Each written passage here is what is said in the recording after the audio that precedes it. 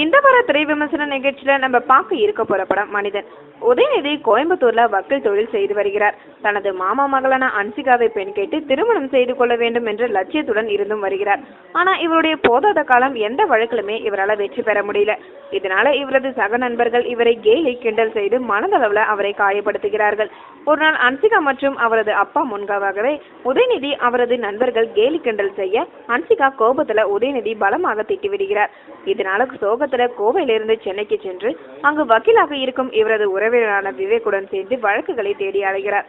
அங்கேயும் உதயநிதிக்கு எந்த கேஸும் கிடைப்பதில்லை. இந்த நிலையில மிகப்பெரிய செல்வந்தரோட மகன் ஒருவன் போதில காரை ஓட்டி சாலை ஓரத்துல உறங்கியவர்கள் மீது ஏற்றி 6 பேரை கொண்டு விடுகிறார்.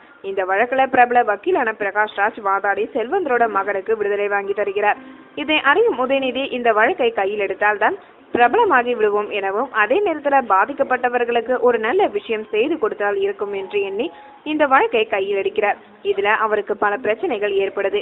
இந்த பிரச்சனையெல்லாம் அவர் எதிர்கொண்டு வழக்கில் வெற்றி பெற்றாரா, தனது மாமன் மகன் அன்சிகாவை கரம் பிடித்தாரா என்பதே மீதி கதை. உதயநிதி முதல் பாதில அப்பாவி வக்கீலாக வந்தாலும் பிற்பாதில சாலை ஓரங்கள்ல தங்கி வாழும் குடும்பங்களோட துன்பங்களை உணர்ந்து போராடும் வக்கீலாக கைத்தட்டல் பெறுகிறார். இதுவரை இவர் நடித்த கதாபாத்திரங்கள்ல இருந்து மாறுபட்ட படம். 2 பெரிய நடிகர்களான ராதாரவி, பிரகாஷ் ராஜ் இவர்களோட நடிப்பிற்கு இடையே தன்னுடைய கதாபாத்திரத்தை திறமையாக செய்த இவருக்கு ஷபாஷ் போடலாம். டீச்சராக வரும் அன்சிகா மோத்வானி உதயநிதியை வழிநடத்தும் செல்லும் பொறுப்பான காதலியாகவும் சிறப்பாக நடித்திருக்கிறார். கதாநாயகனுடன் டூயட் பாடுவது மட்டுமில்லாமல் இதுல ஒரு நல்ல கதாபாத்திரத்தை ஏற்று அதை திறம்பட நடித்திருக்கிறார்.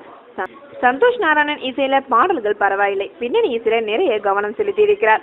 மதியோட ஒளிப்பதிவு துல்லியமாக இருக்கிறது. கோர்ட் காட்சிகள் எல்லாம் மிகவும் சிறப்பாக செய்திருக்கிறார். மொத்தத்துல மனிதன் மாமனிதன். மேலும் சினிமா செய்திகளை தொடர்பு கொள்ள லைக் மற்றும் சப்ஸ்கிரைப் செய்யவும்.